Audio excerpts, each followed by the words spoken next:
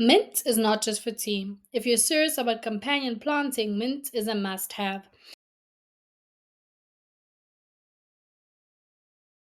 So today I'm going to show you how I have used this great root system of mint to kind of transplant right into my backyard. So I'm basically going to separate it into four because I'm going to put it into four containers.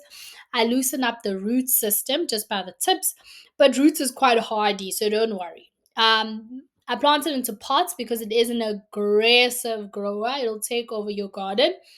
So you see, I kind of am loosening up the roots. And like I said, it's hardy. So like they won't like break or anything. Just kind of try to gently release the roots. Obviously, we can't set up our mint next to the parsley because it does stunt our parsley growth. So we are kind of using it on the outer ends of our garden. We have used it quite a lot with our cabbage, our peas, and our beans.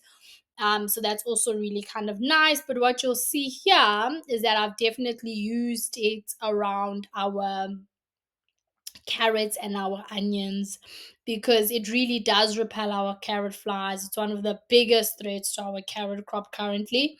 So we kind of put the small little mint pieces in our containers around our carrots that you can see right now in our shot, and that's basically it just protects our carrots. All right, so mint is also great with our beetroot. So as you can see, there's our carrots, and then our beetroot's right next to it.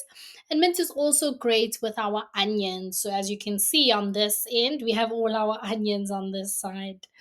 Yeah.